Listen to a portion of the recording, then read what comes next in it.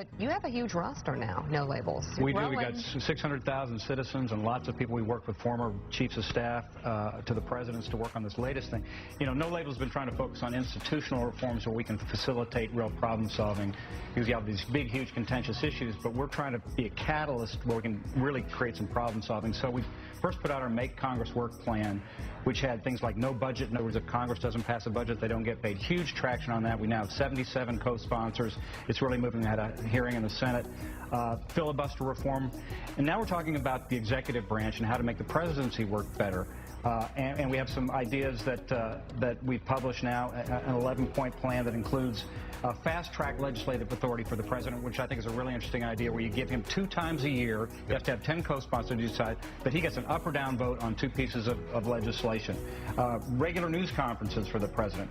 Make the parties pay for presidential fundraising. So these ridiculous deals where the president goes out and does one state-sponsored event and then does all political activity, that should be paid for by the political parties. Line item veto. We know we need that. Give it back. He can pick out one line item or line items out of the budget, go back to Congress for an up or down vote.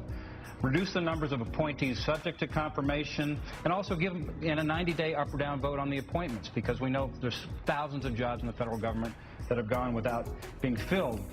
Question time for the president, which we brought up before. Willie likes that one. I love that one. Too. We should give the president expanded powers to reorganize. This is very interesting. And previous presidents had that power up until 1984, but then that legislation shut down.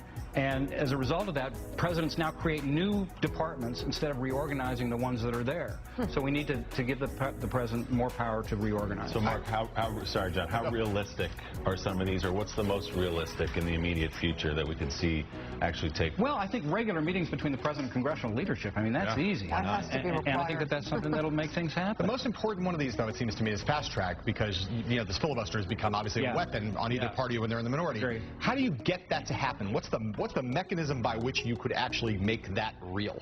Well, we have a lot of people working behind the scenes now. We have a problem solver caucus of people in the Congress who are really interested in these reforms, and I think we're going to see a lot of action between now and January to make a lot of these things happen, because there's people recognize we've got the fiscal cliff, and we've got to go to these kind of reforms that'll make things happen and let us start solving problems, because we see through all of our research the American people want problem solvers, not more politics. All right.